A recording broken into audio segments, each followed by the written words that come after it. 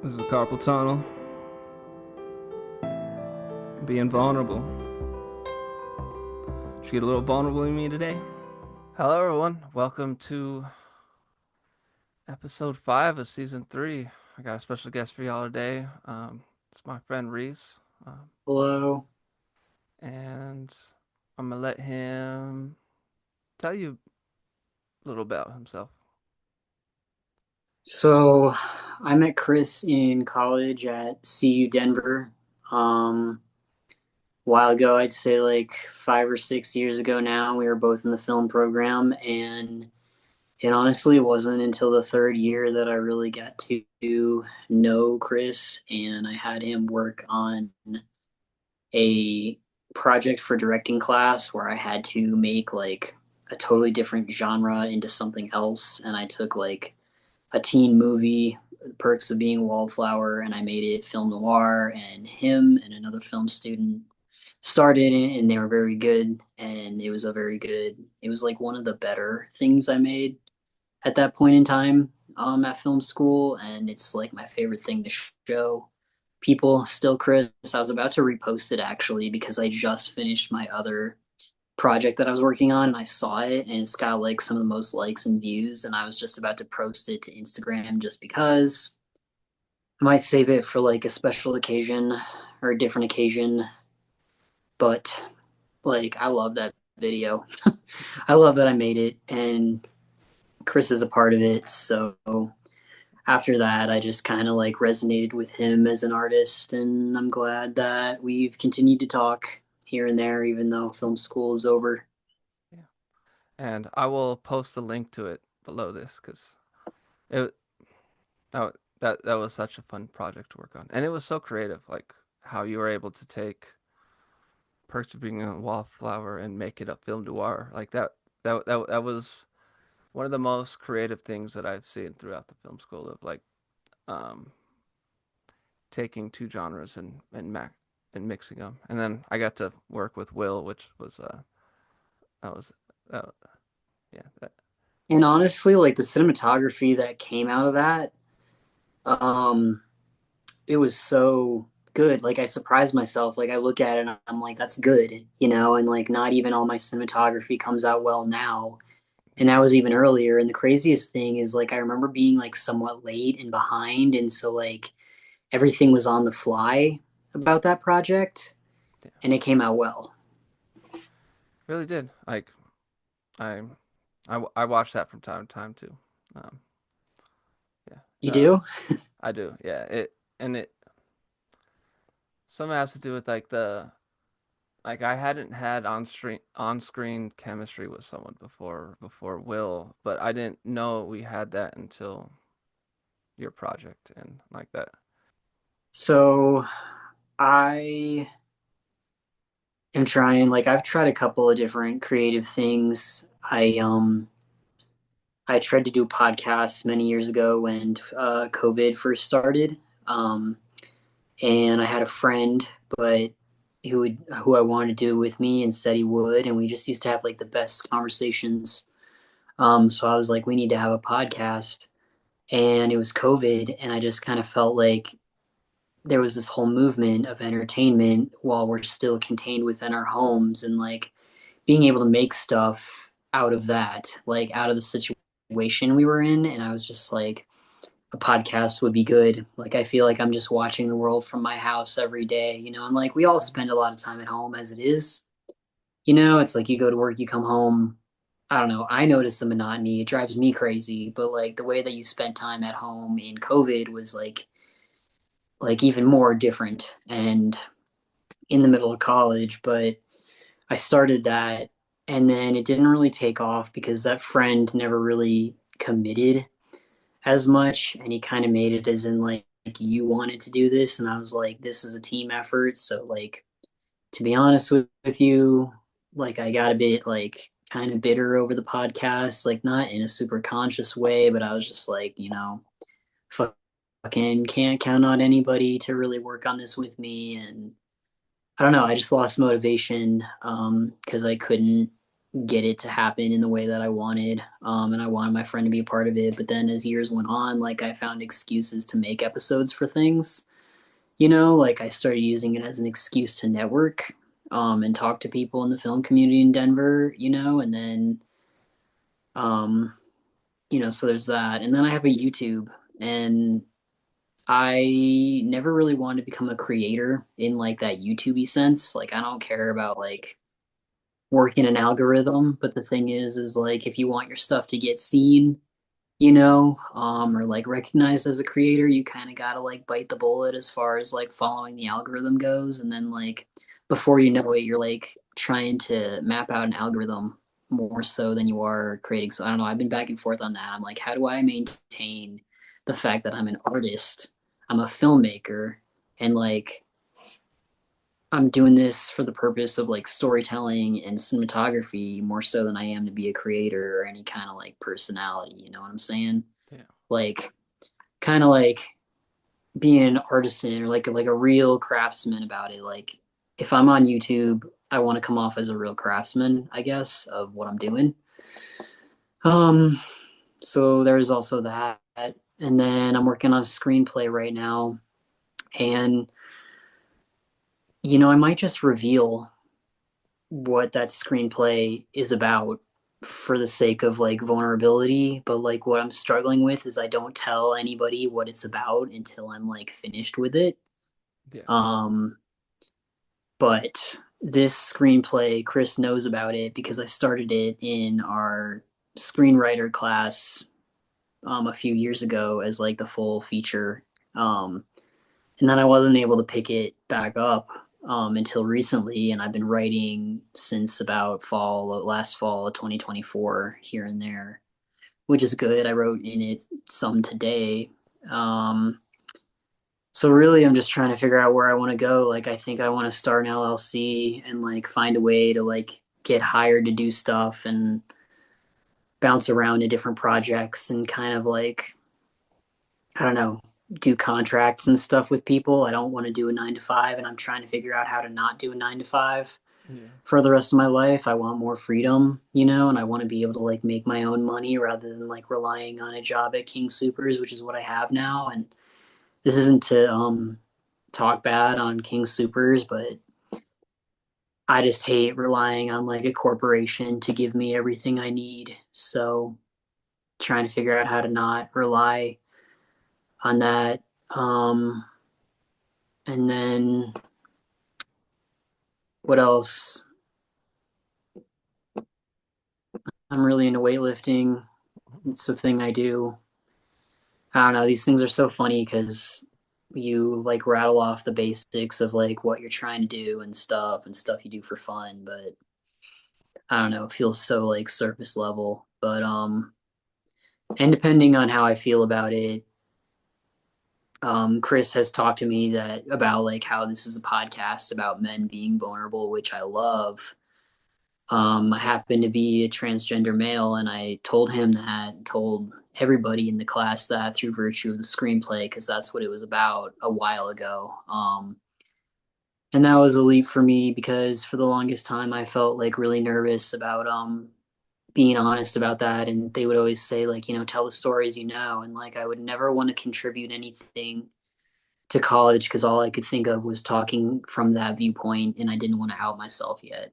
Yeah. Um, so that's a big part of my life, obviously, as well, and my viewpoint. And it's really in my face at the moment because of what's going on in our country right now. So Yeah. yeah. I mean, I remember when you told me that too. It took a lot of courage. Um, and then I really understood you after that. Like that, I really understood who you were as a person because I knew that you were hiding, or not hiding, but like there was something that you were afraid to communicate to people. Um, and in a way where it was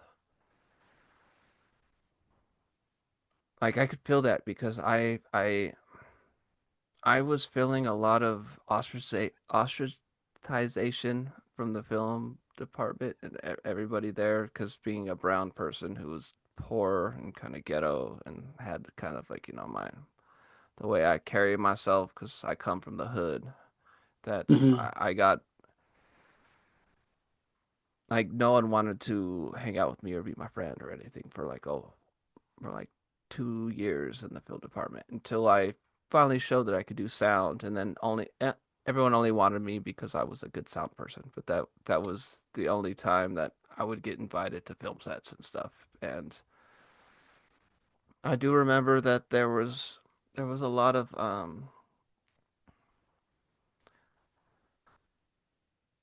I don't know if I've like really specifically have told you this, or if anyone has told you this about how there was a lot of gossip and all this stuff in the film community about who you don't want on your set. Mm. Uh, One of the reasons why they didn't want me on their set is because I was a 21-year-old brown person. They thought I was going to be like a drug addict and all this stuff. And people were like talking behind my back saying like, "Oh, you don't want that Cuban Well, that's just 30-year-old." not racist at all. Jesus. I mean, it's because of our department how it was. Um, and then everyone I would always defend you whenever it came down to people were talking about, oh, Reese is lazy. Reese um, is not reliable. And then they would like, start talking, and I would always defend you and be like, no, it's just that you're not engaging Reese's passions. You're not giving Reese a chance. That and like that aspect of the film program of how they look down upon people who are a little different, a little we process things differently. And that aspect like made me just like I I got into a few arguments and a few fights because I was the one who was like, no, don't talk about Reese like that. What? Y'all don't know Reese. Y'all haven't gotten the time to actually learn who Reese's soul is. And I don't know if you even knew about that about but I learned that people were talking behind my back through Will and Sean and Katie, who were the first people that gave me a chance. Because before that, I wasn't really given a chance, and I understood that no one wanted to be on my projects and all that, but I didn't know why.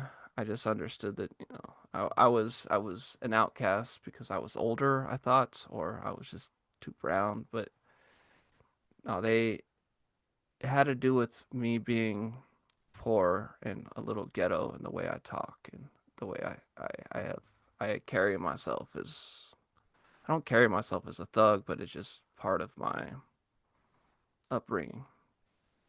I mean, we did connect because we felt like outcasts, and I could kind of feel that. And like, you did see that, and you gave me a chance. And the craziest thing is, like, I kind of felt like things moved so quickly that, like, I would miss chances or, like, not perceive when there was opportunity because of my processing. Yeah, And I do have learning disabilities. Like, I have ADD and I have dyscalculia, and I process things slower generally.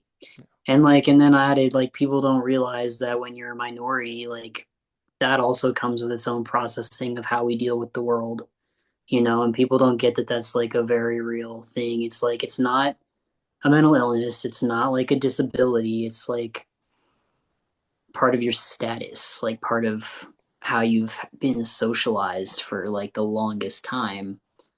And to be honest with you, I didn't know whether to get into this or not either, because I've been wanting to talk to somebody about how, like, kind of crooked CU Denver was in a way. Like, I have good memories, but I also remember how crooked it was. And I enjoyed classes, but like, I didn't really get that, like, make connections and make your network thing. Like, I was just like, I'm going to take what I can take, but I oftentimes looked for my connection and any fun that I might have outside of school entirely. yeah. No, yeah, I mean, I've talked about it with a few people before of the crookedness of CU Denver. Specifically on the show, I've talked to a few people. But it all stems from just the students. They all come from these very like my high school never even had a film program.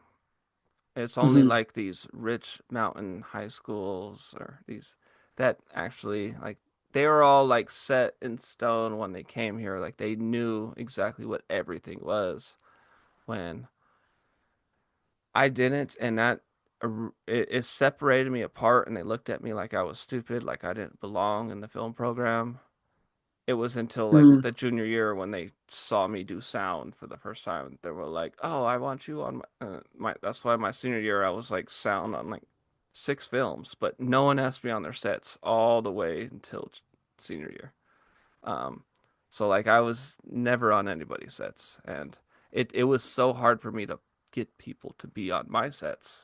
Um, and like I Can you there imagine if I tried to produce a fucking full feature length in any of those? Like, that's the sad thing is like whether I was really saying it to myself consciously, like I already knew how it would go down if I tried to like make one of my ideas a prod two or a prod three or whatever it was. I was like, yeah, right. yeah, like that's yeah, the film program has so much systemic problems coming down from the fact that it's all taught by white heterosexual males that are older. There's only like two that were actually like it was Nate and Andrew. They're the only two ones that were like real that they didn't look down upon you for things. And then we had like Trey Cartwright, and they got rid of her because she wanted to get tenure, and they were like, no women gets tenure in our program. Um, Yeah, that and what was her face? Jess McGaw.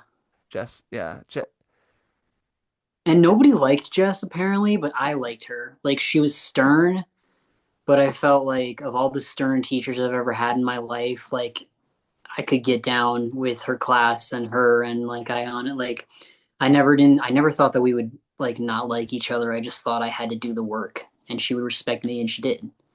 yeah. But everybody didn't like her for some reason.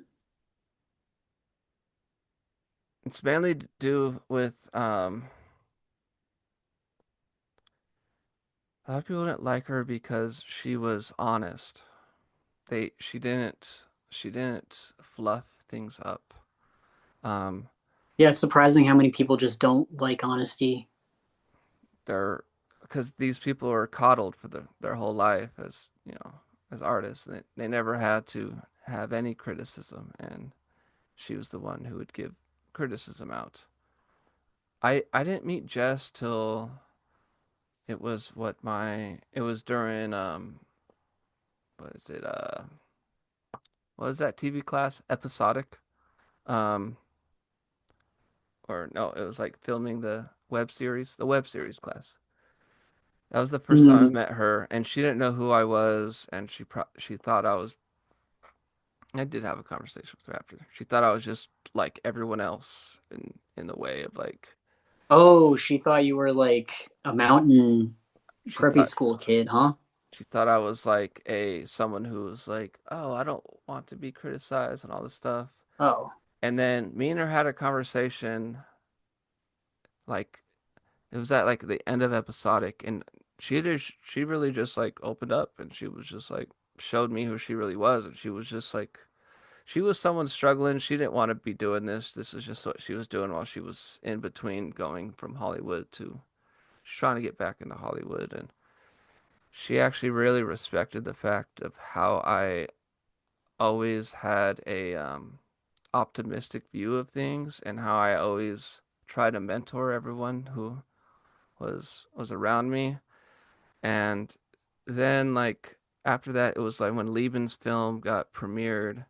Um, I actually had a beer with her, and me and her like sit down at the bar. Like I ran to her at a bar, and then she actually expressed a lot of the same things of like this program is meant to make white male heterosexuals succeed, and they have to have money because the program is not trying to fund our films. Well, like if you go to like UCLA and stuff, every film actually gets like a $500 budget or something at like the start and stuff. So like she was just like they're not allowing people like you to succeed.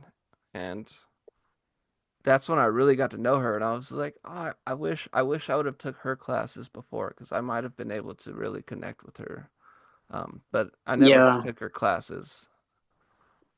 I didn't Some know it was that divisive. Like I knew that I don't know what I thought I knew, but I honestly thought like, it's 2019. This is Denver, Colorado. Like, yeah, there's problems in society, but I don't know that it's here at CU Denver, but it was. And to be honest with you, like one of the most infuriating things was is I didn't know that there was rumors and stuff being spread about me that were actually like some of them were apparently kind of like pretty vile and like pretty like demeaning. Um, until like my senior year, like my fourth year, and all those people were already gone. And it was horrendous. I mean, apparently somebody in the film community in connection with a roommate outed my transgender status before I had even said anything about it. So it's like it wasn't even mine to bring up in the first place, but yet I did in junior year. And I didn't even know it until like a year after that. down. That's I don't know if you heard anything about that, but like apparently, no one talked to me, so I didn't. I don't know, maybe it wasn't as bad as I'm thinking, but like yeah, I don't know. I have the exact person in mind, but I don't know that I should really like name names. And I also feel like people also passed around that I was like aggressive or had like anger issues or something, or like something got misconstrued in the way that I responded. Like, I don't know if you remember anything like that. No, no one ever. No, No, I don't know. no, no one ever. No one ever had. No one had like. I was someone that no one would actually confine in because people were talking behind my back. Um, I mean, I heard like later on that people were like saying that, oh, I'm just like some cokehead and all this stuff. And like literally, I had been like clean off drugs for like, I don't know, 6 something years when that happened. But I was still I was looked at as, I, sh- that's the one thing I remember. It was like, they said that I shouldn't be a part of the film program because I don't deserve to be around these people who are elites. Um, And then like Jeff dealt with the same stuff. Jeff was the one who first complained in sophomore year saying that he's being racially discriminated on by his cohorts, and he brought it to the top people in the film program, and they were like, "Oh no." They basically gaslighted him saying, "No, you're not." And then he wasn't able to go anywhere higher because he didn't know the path you had to actually go through the equity department. And I mean, this was a big thing. It was the my senior year. We made a documentary. Alex made a documentary called "Being Brown in the Film Program," and he called it like "Hello" or something like that. And I was on it, and I actually expressed my feelings of how it was to be brown in the film program. And the it was supposed to premiere at Cinefest, and the only one who accepted it was Bateman, but everyone else was like, no, this shines a bad light on our film program. So they decided not to show it. Hmm. And then they started, anyone who was on that talking bad about them were actually kind of like excommunicated. Like, Jewett wouldn't even talk to me anymore. I Wow. ran into him at Cinefest and was like, "Hi, Jewett," and he just looked at me like a disgusted look, and he just didn't even say anything to me. When Jewett was like my mentor my junior year for acting, and he wouldn't even talk to me because we mentioned a story in that documentary about when Jewett was like, "Oh, I understand how you are. I was a white person in Hollywood filled with um all Jews, and we were like, whoa, that was racist, but Wow, all the Jews. and we were like, but you don't understand what you're saying. That you don't understand where we're coming from. And this was invoking a saint while I was talking, and he was like, oh, I understand how you feel because of that. And then we mentioned that story without saying his name, but he knew we were talking about him. And then he just like,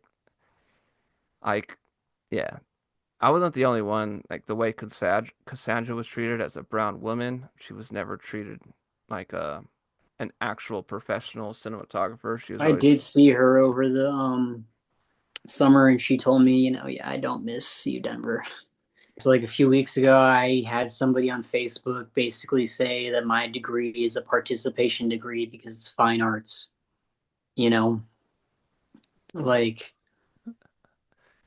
you, you know the degree that we got is the hardest degree to get in freaking CU Denver because it's a fine arts degree.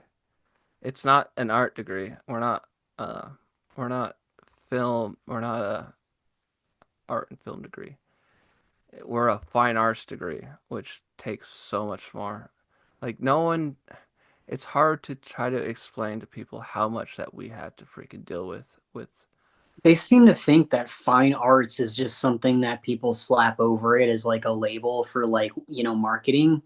oh, this like literally our there's only okay, someone could correct me if I'm wrong, but it's only like 10 universities that actually gives a fine arts in film and television. Um, and the ones that do are like UCLA, Berkeley, um, the one in New York. Ooh, I'm forgetting its name. NYU, and there's a few other ones. But usually, when you get a film degree, it's just a Bachelor of Arts. It's not a Bachelor of Fine Arts. When you go into the fine arts style, it's why they torture us, and that's why they're able to get through the stuff that like we did in episodic. I honestly forgot that it literally was be like a BFA in film. It's one of the hardest things in cam, you know.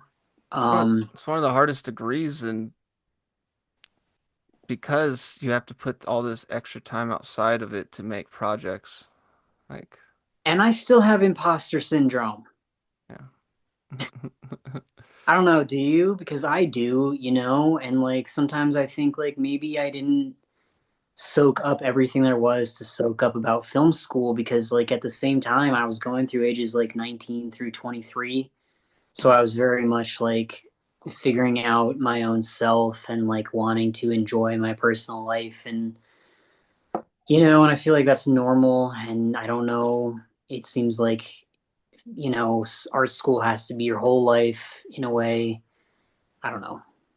No, no, you're right, because maybe I probably should have tried to get you on that documentary. My documentary, Fake It Till You Break, was about imposter syndrome within our students. And like I interviewed a lot of like the people that were like our top grade people and all this stuff, and they all dealt with imposter syndrome.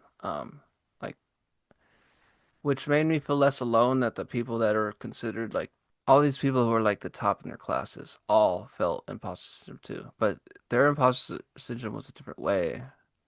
But we all felt it. And that's why that documentary was impactful. I made it for our students to show Mhm. that you're not alone, and it is one that I've shared on like even like threads and stuff with musicians, and all of them have connected with it because it's we're told this, and we were told this the first freaking year by Tom Colicco in LGS class. You fake it till you make it. Mm. Told by someone who's never had a mental health crisis. Because when you're faking it, you're knowing that you're faking it, it's gonna make you break because you are not. It's that imposter syndrome aspect of it that makes you feel like you're not you could only fake it to a certain point, and then it begins to eat away at you, eat away at your confidence, your self-esteem, your purpose, your meaning for making art. Mm. Um, yeah, imposter syndrome is something I still face.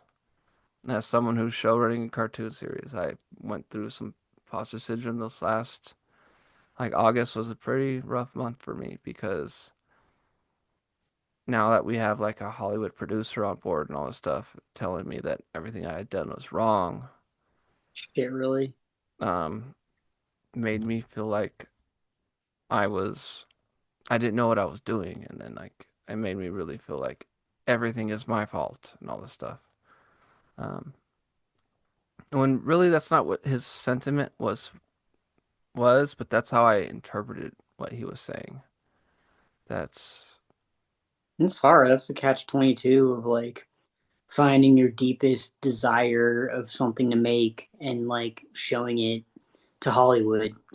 yeah. Cause yeah, and this has been a question that's been floating in my head since we, have been talking, but I again going back to like talking about my status, like it's even more nerve-wracking for me because like I don't know what to do with it. Like I feel like it's a huge part of like something I want to bring to like my identity as a filmmaker.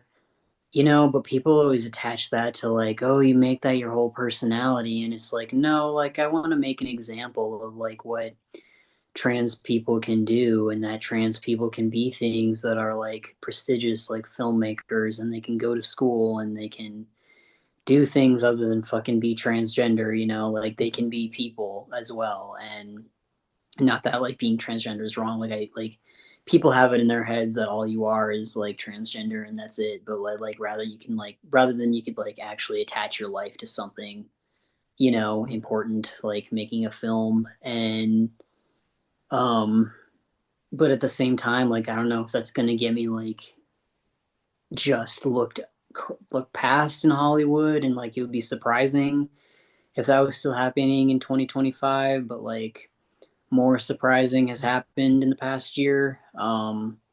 With all that and like even now like I'm like damn it, like who is gonna watch Chris's stuff and like who is gonna see that I was honest about my status, and do I really want that to be a part of my professional life in the film industry just yet? Like I don't know what to do with it, Chris. Like I don't know how to Mm. handle it. I did want to see if you want to talk a little more about um and and really share your story about your transition from and transgender and how that's affected your social life or how you feel in the world.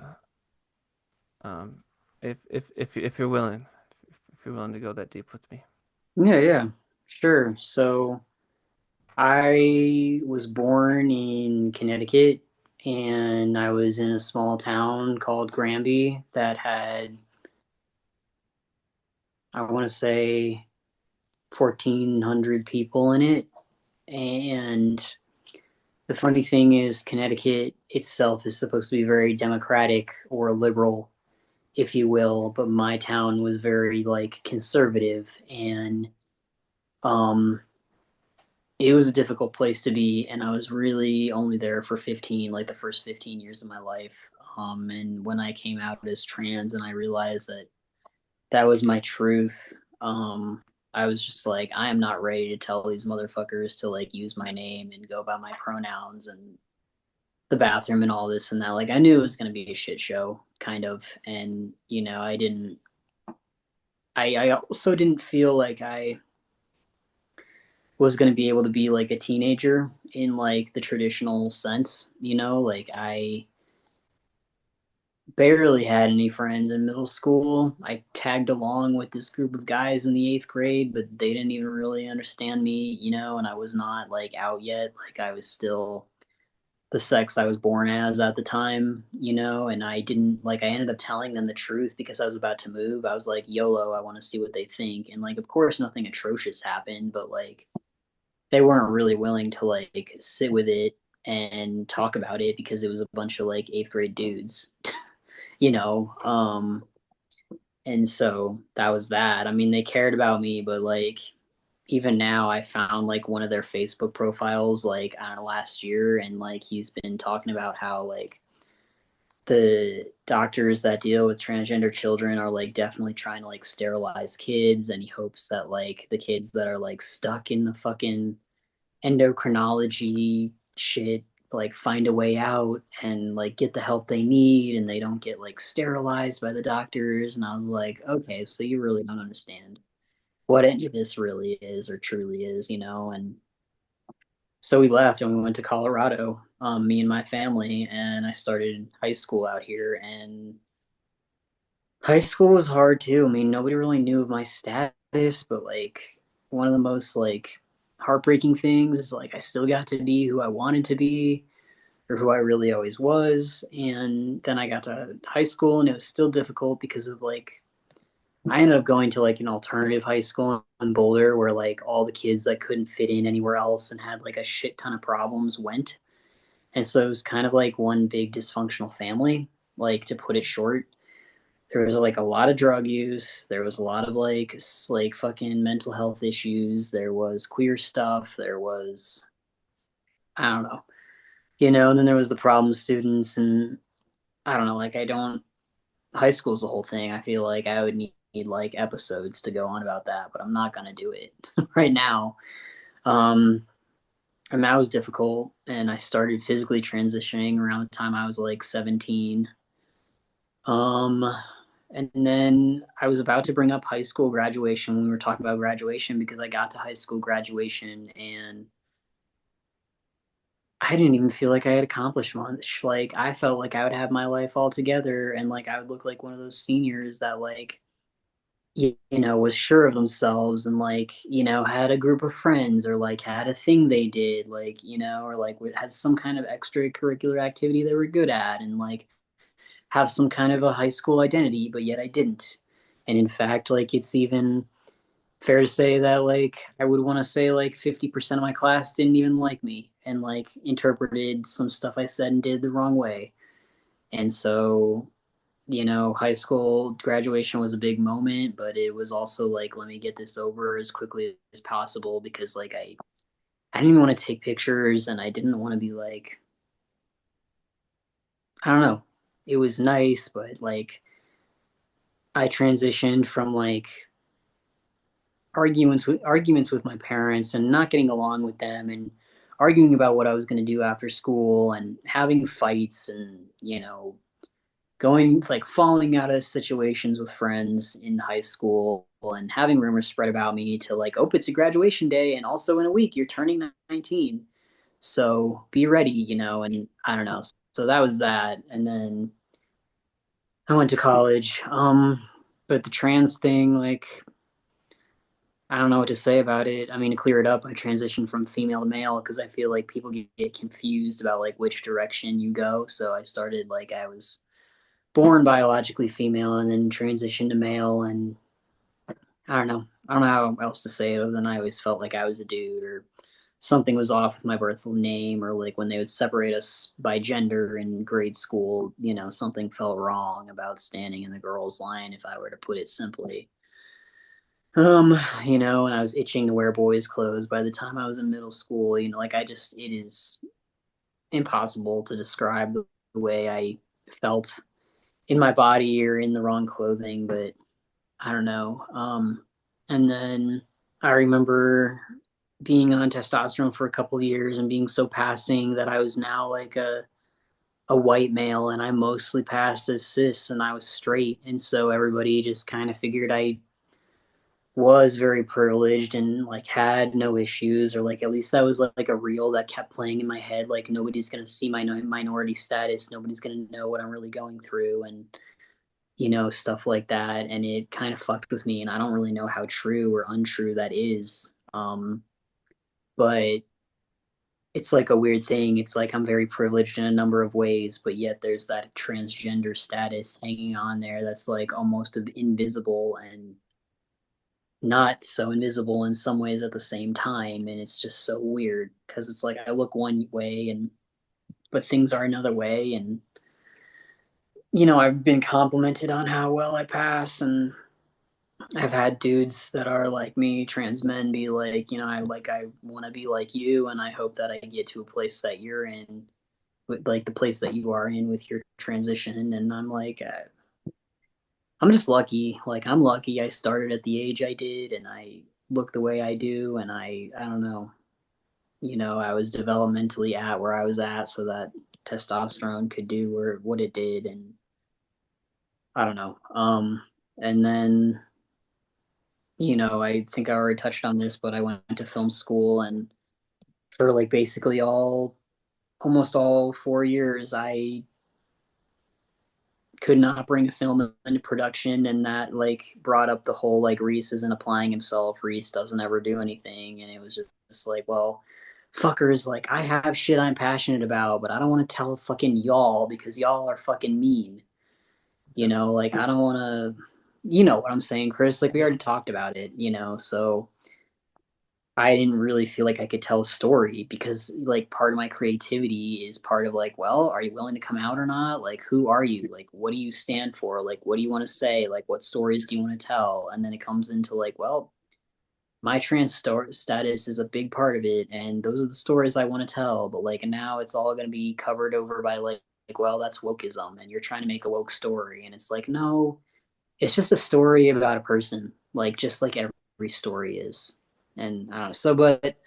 And now I'm trying to find my way to like do that, and I'm not sure how far I want to go with it still. And it's this whole outing thing. Even writing the screenplay, like I'm gonna out myself in some way or another once I make the film.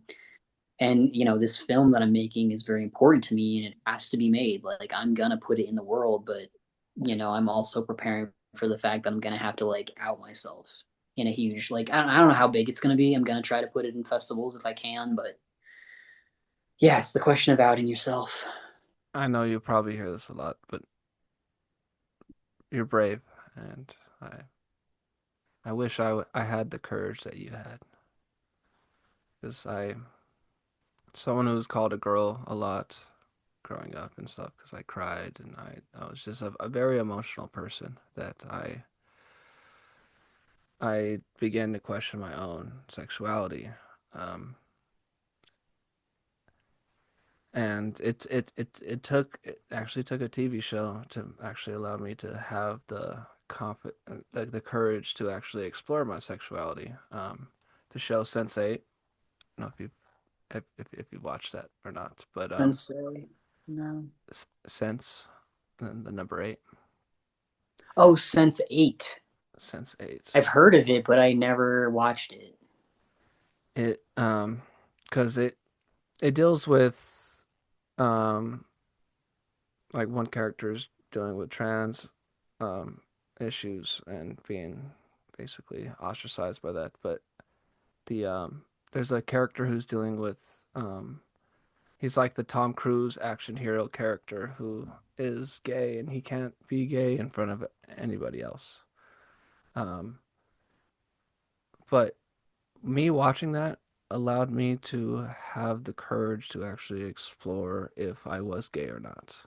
I found out I wasn't gay, but through this whole toxic masculinity thing that made me feel like being gay was wrong because I was sensitive and I'd cry and I'm someone who I don't mind hugging my best friends and being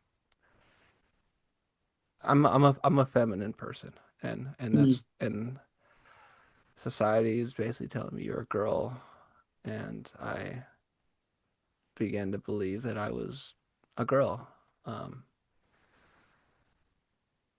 but through that film, it allowed me to give me that permission. Allowed me to give myself the permission to actually see who I really was as a person. And I'm feminine, but I'm still attracted to women.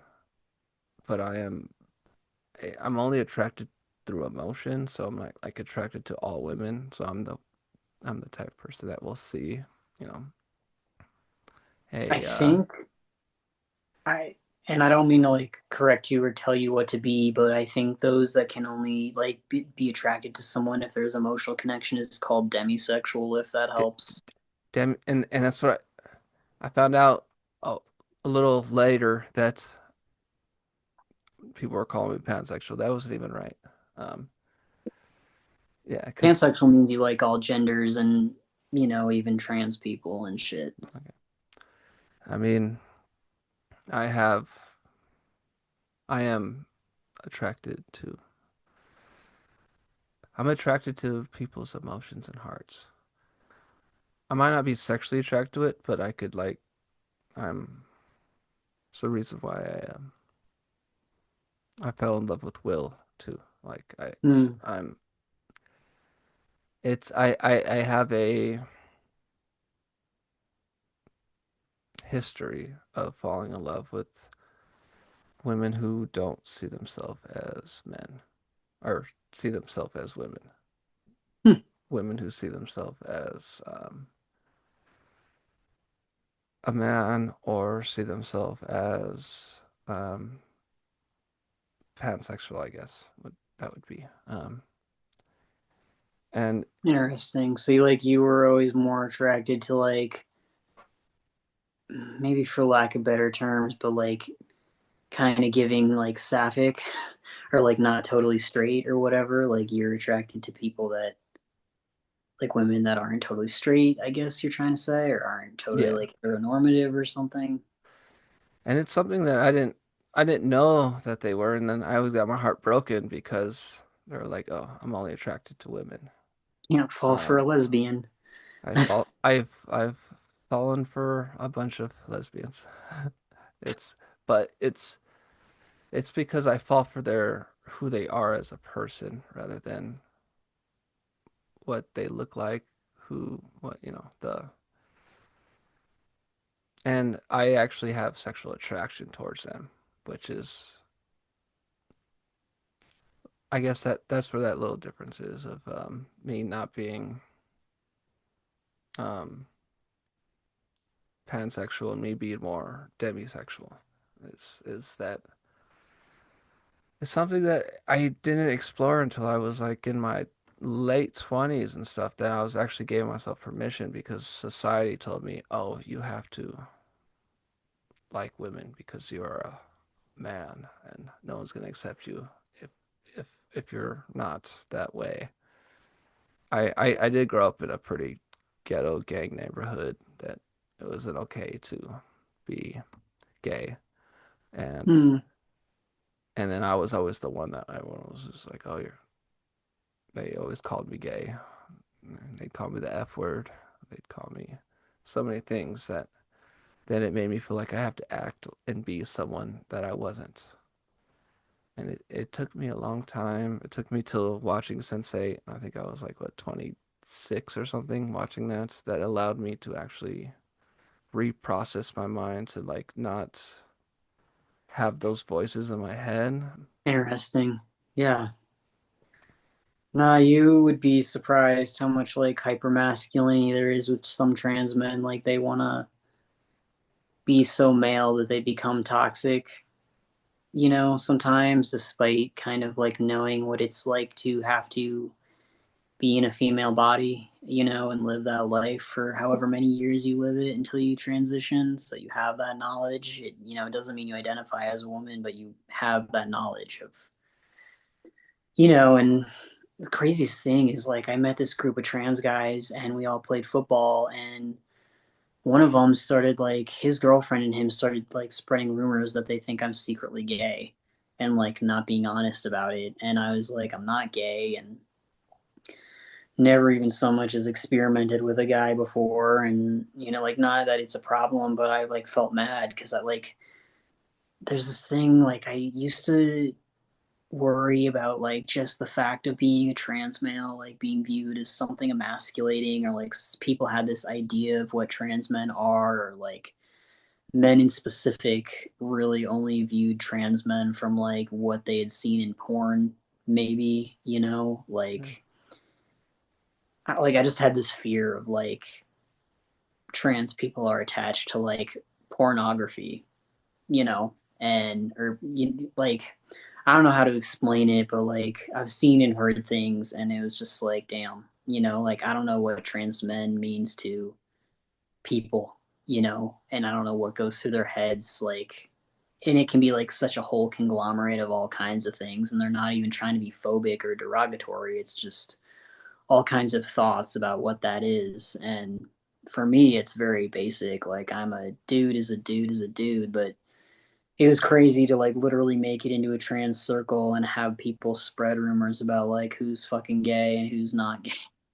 And it's just interesting, like, not that there would be any problem about it, but I was just kind of mad because I was like, man, like, you're trying to sit here and emasculate me and like tell me what I really want is to like still be feminized in some way, and you're literally a trans dude. And so it's like interesting. And also on the topic of like sapphic women, I ended up finding ways to be in spaces with sapphic women, and I was very concerned about it because I did not want to threaten them, and I did not want to make them feel like I was imposing on their space because of the way I look and the way I present, which like did kind of create a little bit of frustration in me because I was just like, damn it, like, I'm fucking queer too, and like I might present as a very like, a guy, but like, where else do I go? Because like, to me, like, straight bars are fucking boring. Like, I want to be, with the lesbian crew, and thankfully it did work out.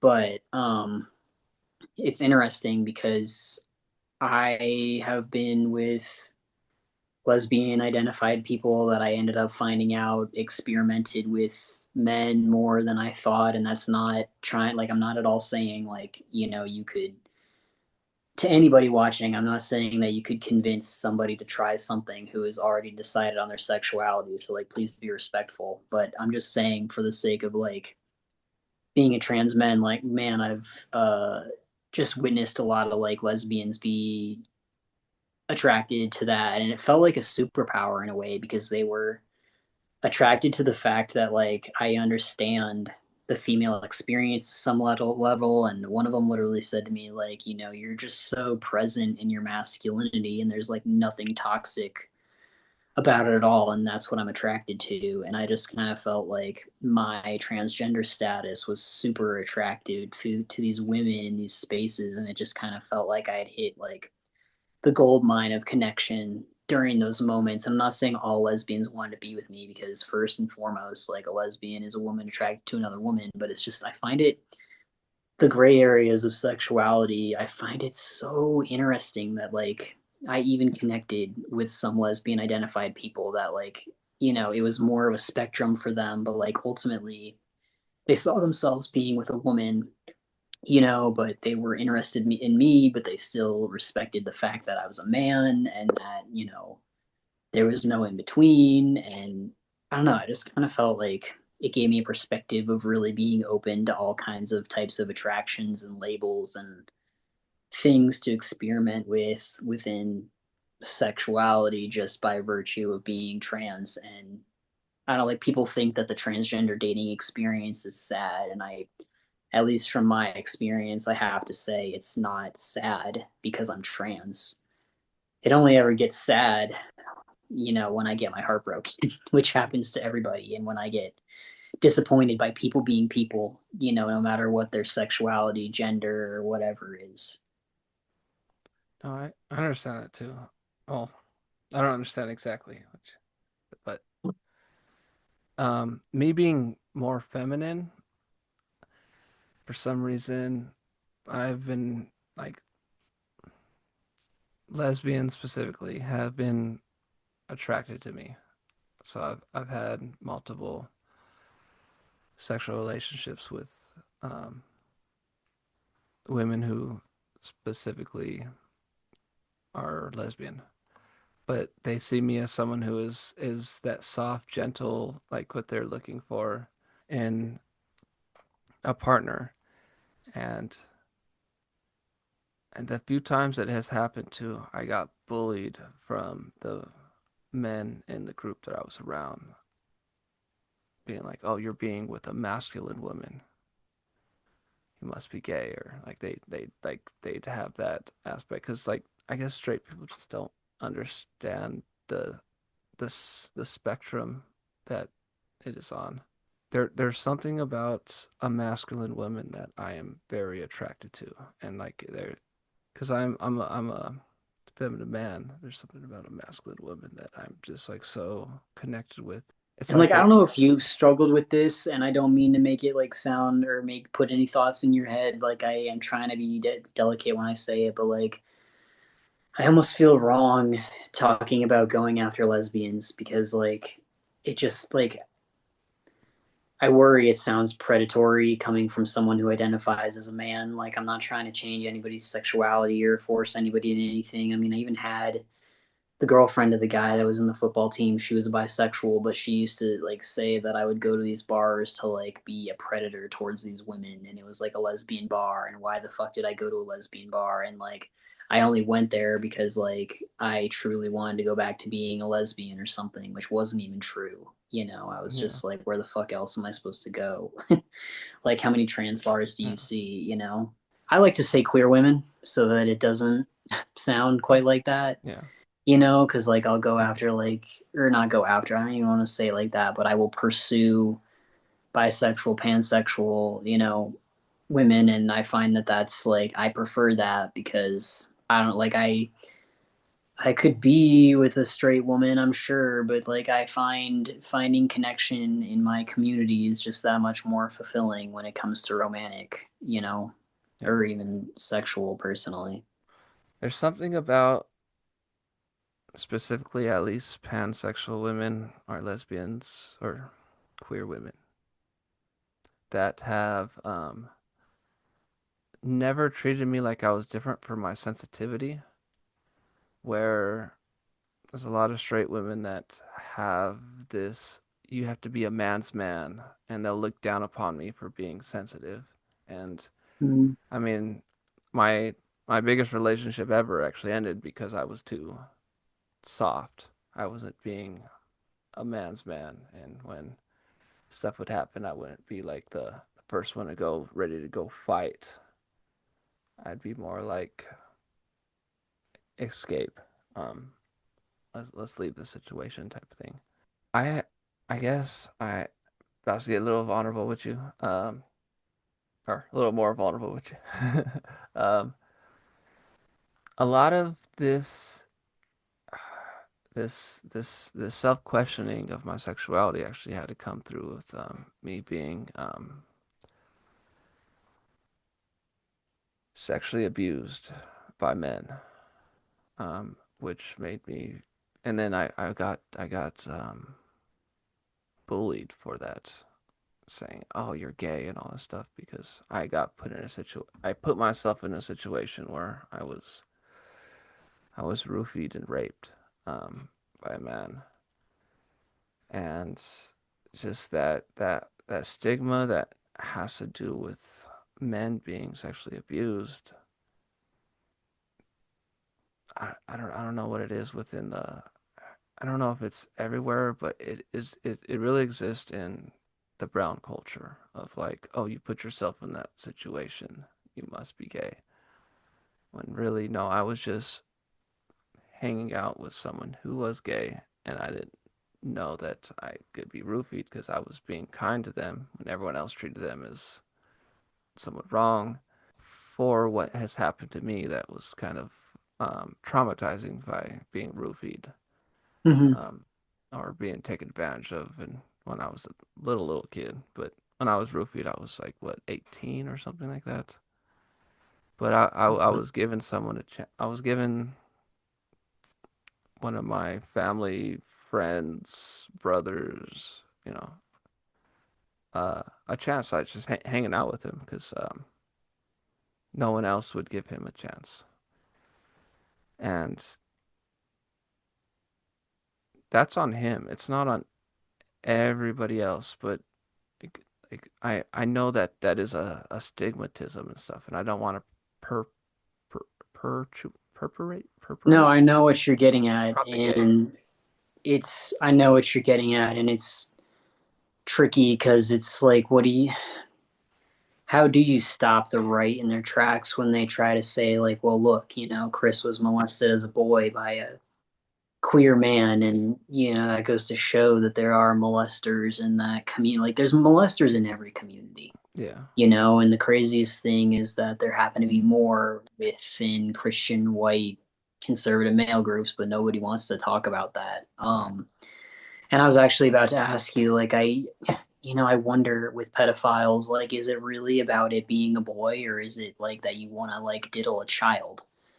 Yeah. Any child. Like, who even knows if it's really about the whole gay thing so much as it is that you were a child? And like, I don't know. I don't want to trigger you or say anything gross, but like, obviously, there's biological differences with how you would handle that versus a male and a female, and like, who knows what sensation that pedophile prefers. And like, I'm not even sure if it has to do with sexuality at that point, and you can totally cut that out or cut that off if it's too upsetting. But it's like, Mm, part of me is like, is that really about being gay, or is it something about like, a child, like the fact that Chris was a child rather than Chris was just a male child? You know what I'm saying? yeah. Like I never thought, oh, I can't be with this. I can't go hang out with this guy because he is he is gay. Like I never like assumed anything would happen in Mm-hmm. that situation. And so that's why I was, yeah, I'll take this drink, and I didn't mind, drinking with him, and then I got roofied. Um, but I mean that whole situation. The thing that hurt me the most is the way that my older brothers um reacted to me leaving his house in the morning because literally he was like living next to the family friend where my brothers were at, and leaving his house in the morning they were like, oh, they kept calling me all the all the bad names when really I didn't really like I didn't go there to get roofied and You didn't bet. intend. Yeah. I went there to hang out with somebody and drink. Mm. Someone that You thought you knew. let everyone know what's coming up next for you and what they should be looking out for, and also where to find you on social media. All right. Like right now? Okay. So you can find me at Reese.day165 on Instagram. I can give Chris my link to my YouTube after this. And the only thing you should be really looking for next is I actually got a DUI last year and I'm about to get off probation for it, which it's crazy that I didn't even talk about that in this, but I didn't. And I'm about to make a video about that whole experience and what I think about going through all that. Oh, you're talking to someone who has two DUIs. Yeah. I'm gonna be happy. Like, I'm trying to make a video about that, and then I'm trying to make a video about like fall themed where I just like go out with a friend and it's kind of just a vlog, and like I take cinematography and videos of Denver and Colorado in fall, and so look out for that. And if anyone wants to collab, how do they reach out to you? Yeah. Yeah, I got two Instagram handles. I don't really know what to do with my filmmaker Instagram handle right now. It's not very active, so just go ahead and follow my personal one, and there's a link to it on there, and you can go follow the other one as well if you want. And yeah, that's about it. And then I think Chris is going to give me the recording of this, and I may put it up on my podcast depending on how long it is. All right. And I'll put all those links below. You gonna send me your link to your podcast too? Yeah, Yeah. All maybe right. not immediately. Like, I might do it tomorrow because I'm very Oh, tired, but still. oh, oh, you're good. You're good. All right. And Thanks for having me, Chris. It was a pleasure. Thanks for yeah, being vulnerable. yeah. Thanks for being vulnerable with me. And thank y'all for joining this episode of Being Vulnerable. My special guest, Reese. He's that way, actually. um, yeah, thank him, and we'll see you next time on Being Vulnerable. And as always, try to love yourself. See ya.